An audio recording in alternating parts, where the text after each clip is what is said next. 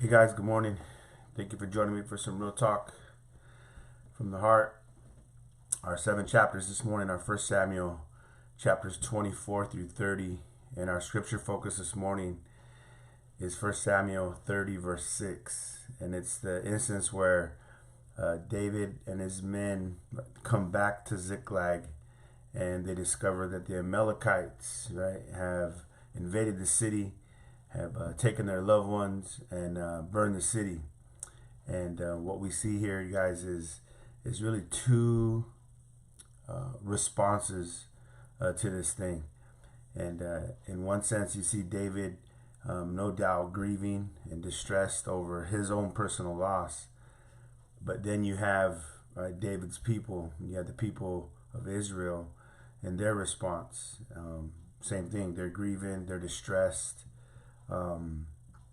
They're bitter. I want to read this text and then just kind of talk about it just a little bit.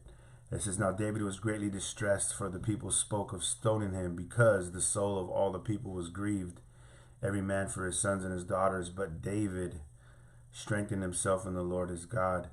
The New Living Translation reads it a little bit different. It says, "David was now in great danger, because of all his men were very bitter about losing their sons and daughters, and they began to talk of stoning him. But David found strength in the Lord his God." Strength for the distress. Right?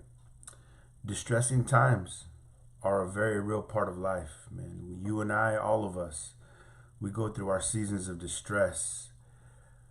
And just like we're reading here, man, just like we're reading here, sometimes, right, in our distress, or as the New Living Translation reads it, bitterness, right? In our times of distress or in our times of bitterness, the unfortunate tendency is to take it out on those closest to us. David hadn't done anything to them. Right? He had been good to them. He had been leading them.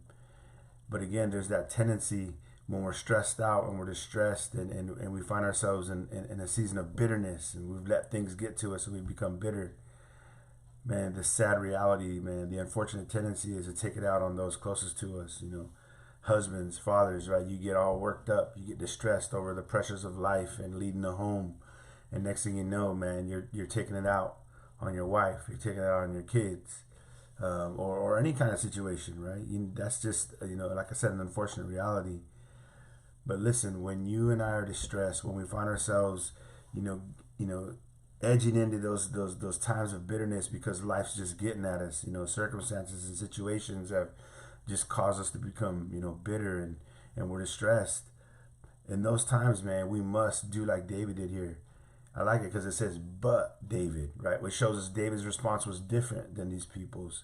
It says, "But David found strength in the Lord his God." That's what you and I need to do, beloved. When you and I find ourselves in these seasons of distress, man, we've got to go to the Lord for our strength, man. We've got to wait upon the Lord in deep prayer, man, scripture meditation, right? And just let our strength be renewed as we wait upon him.